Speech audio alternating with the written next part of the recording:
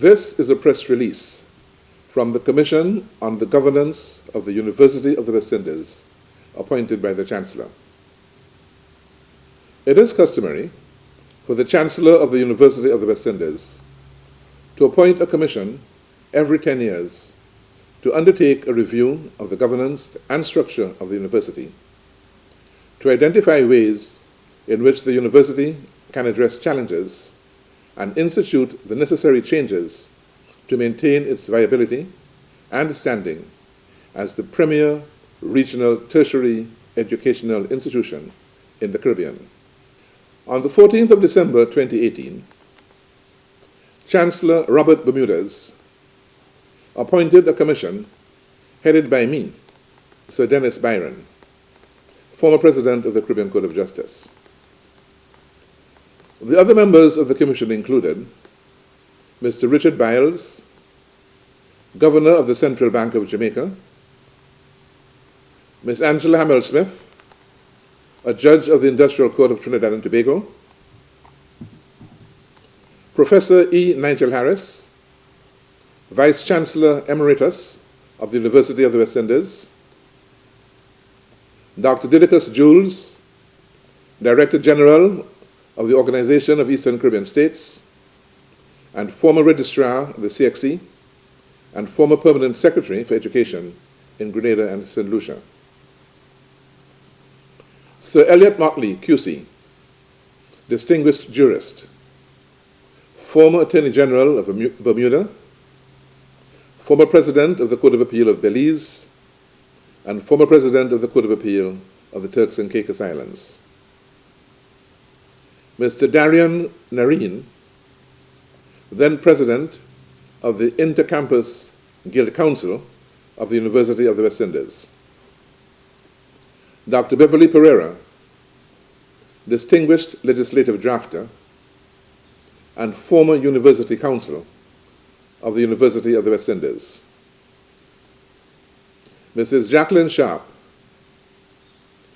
the University of the West Indies Alumni Association and former President and CEO of Scotia Group, Jamaica. The terms of reference provided to the Commission by the Chancellor required that it examine the performance of the UWI in relation to its objects as stated in Clause 2A and Clause 2B of the 1972 Charter, including its management practices and its features of transparency and accountability within the university system, and to make recommendations and to report thereon to the Chancellor. As indicated, the UWI Chancellor's Commission on Governance of 2018 is not the first Chancellor's Commission appointed to review the university's governance structure. Periodic reviews are critical, as failure to treat with administrative compliance and diligence in a substantial and timely fashion can place the university at risk. Such reviews were conducted in 1982, 1992, and 2004. The recommendations made by the various commissions aim to respond to the internal and external challenges and circumstances of the current times. The purpose of the 2018 governance review is to ensure that the university's governance and structures can ably support the requirement for oversight, accountability, agility, and the sustainability of the university in the dynamic space and time where it resides regionally. In the execution of its mandate, the Commission undertook broad and extensive consultations across the region with all key internal and external stakeholders. These consultations included the use of focus groups, online surveys, and town hall meetings with students academic and administrative staff, executive management, UWI alumni, ministerial representatives of contributing countries, and the general public.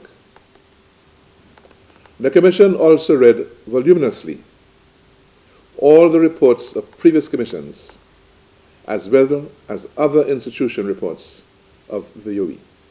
In 2020, July, the 142-page report of the Commission was officially presented to the Chancellor, together with two well-detailed annex documents, one containing key reference documents integral to the conclusions of the Commission of 730 pages, and the other describing how its consultations were conducted and the analytics of the feedback received.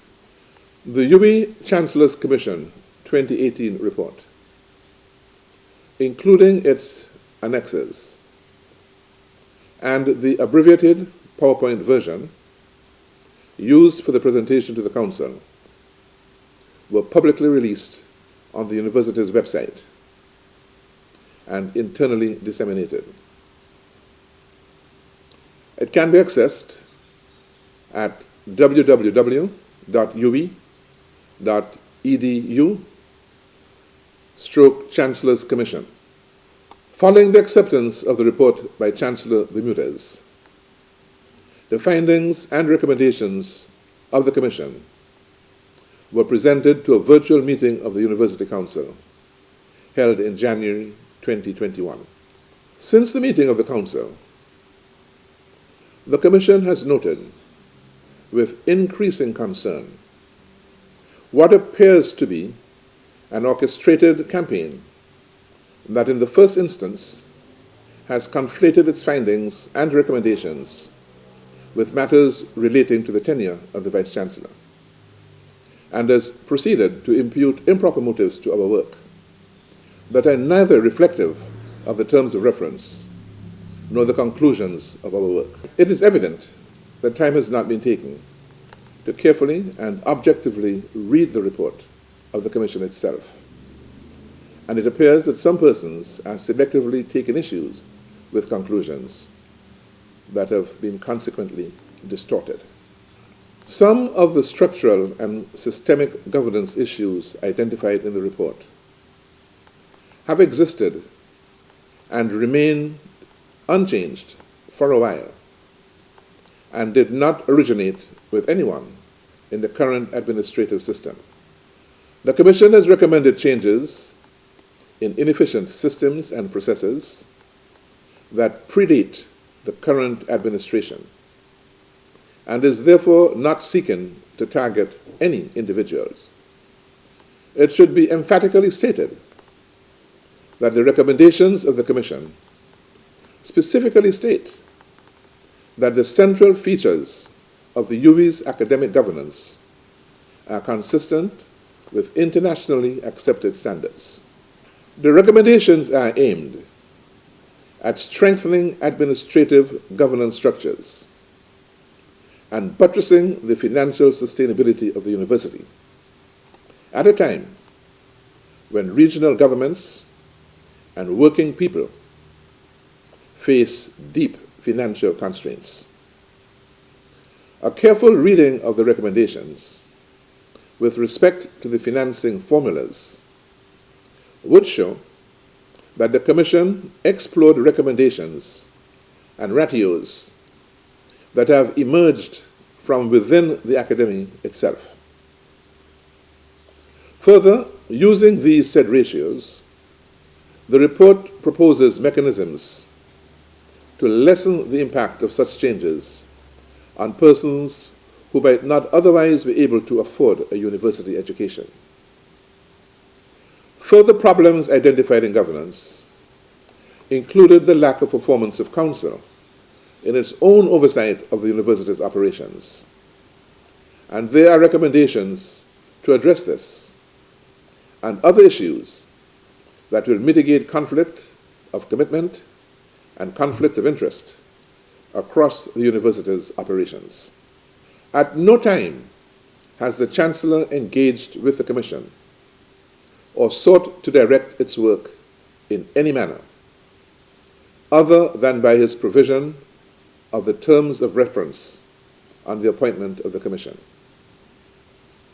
We express the strongest displeasure at the insinuations and, in some cases, the overt personal attacks, some laced with racial invective, directed at the Chancellor, and reject these unfounded allegations that he influenced our work and inquiry in any way. The future of the UBI is a matter of the utmost public importance, and we encourage everyone to go online and carefully read the report of the Commission for themselves, to make their own determination of the rectitude of its recommendations, and not rely on third-party interpretations or anecdotal information of what was actually written.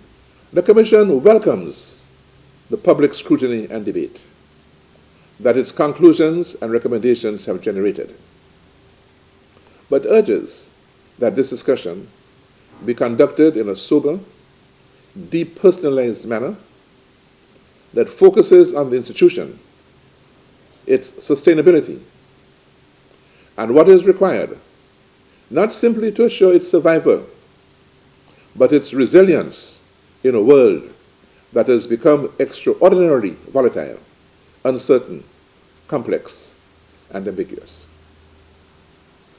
The UBI is faced with deep structural and governance challenges that threaten its viability, its capacity to maintain and further improve its standards, and its continuing ability to facilitate Caribbean development.